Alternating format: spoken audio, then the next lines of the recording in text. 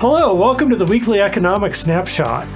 This week I want to feature some of the cool research that's going on here in the College of Business at UCCS. And I'm joined by Dustin Bluhm, Associate Professor of Management, who's just published some research on hierarchical leader-leader fit. So Dustin, thanks for joining us. My pleasure. So what is hierarchical leader-leader fit? I know it's a mouthful, but it's a term that I coined with my co-authors, Sean Hanna and Bruce Avolio, to describe the similarity in leadership style between two leaders at different levels in the organization. So in this research, it was specifically a junior leader who reports to a senior leader. And what attracted you to this topic? Initially, I was interested in cascading effects or even contagion effects of leadership, how senior leaders might influence the style of a junior leader. But as I dove into the literature on it, I realized the more interesting question was, what happens when they don't match up? When one can't influence the other because they have diametrically opposed styles of leading. So that's what turned me on to this idea of fit between leadership style. And what does studying this add to our understanding of management? I think it's a recognition that leadership doesn't occur in a vacuum. You can't just be an authentic leader, a transformational leader, a servant leader, without recognizing that, oh, you're also being led by your boss in an organization. And so leadership is a very broad field and there's a lot of work that's been done, but the more we can do to contextualize it and understand it and what it really looks like in an actual organization, the better off we're going to be in understanding the practical implications. Interesting. So how did you approach measuring this? There's different ways to measure fit, and what we went with in this initial research on hierarchical leader-leader fit is a subjective approach.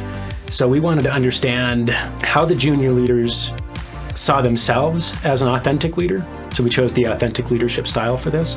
And then we also had them rate their senior leader on authentic leadership. So these are established scales of leadership styles that we're using, but that allowed us to get an insight into how the junior leaders felt they were leading and how they felt their senior leader was leading. And that way we could explore the junior leader level outcomes. And what did you find?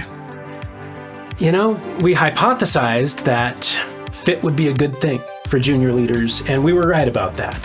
The more they were in alignment on authentic leadership, the better the outcomes were for the junior leader. They had higher levels of leader performance, and they had lower levels of deviant behavior. We also found something that was very counterintuitive to us. We hypothesized that higher levels of authentic leadership, fit at higher levels of authentic leadership, would produce the best outcomes. In this research, that simply didn't show up. There was a slope on that line of fit, but it wasn't significant, which tells us with the data that we collected for these studies, one of them was conducted in normal businesses, the other one was in the military, and in both contexts, fit, even at low levels of authentic leadership, produced great outcomes for the junior leader, which was surprising to us. And what do you mean by authentic leadership? Authentic leadership is one of the modern leadership styles that is most studied right now. Early research was happening in the 90s and early 2000s on the idea of authentic leadership, but it is the idea that a leader should be self-aware, be relationally transparent, so share their true selves and encourage others to do the same, have an internalized moral perspective, there's a strong ethical component to it, and also have this the combination of humility and critical thinking, which we call balanced processing of information. So it is these behaviors that combine into this higher order construct of a leadership style. And it has been found to be just as predictive, if not more so in certain contexts, of positive follower outcomes in organizations. Interesting.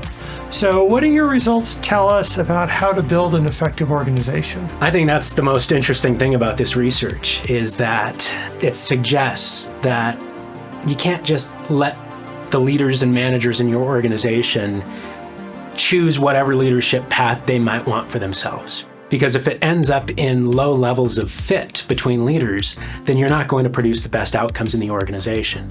So the practical implications here are really that organizations should consider adopting and encouraging a culture of leadership that encourages and trains on a similar leadership style across the board.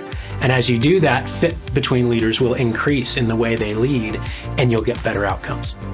Interesting. And what are you planning to work on next? Oh, I've got a paper that I'm excited about working on right now. We understand the importance of good leadership, but we don't understand it in every context. And I was fortunate to be in the middle of a study when COVID-19 happened. And so I collected some additional variables, and I've written up a paper on how transformational leadership influenced follower outcomes during the pandemic, especially during the lockdown phase of the pandemic when uncertainty was the highest. And it's all dependent on one moderating variable, which is the competence of the leader's response to the crisis. Interesting. So leadership style alone wasn't enough to produce outcomes. It was dependent on how well they responded, how competently they responded to the crisis. Well, that sounds fascinating. Dustin, thanks so much for joining us. My pleasure. Thank you all for watching. We'll see you next week.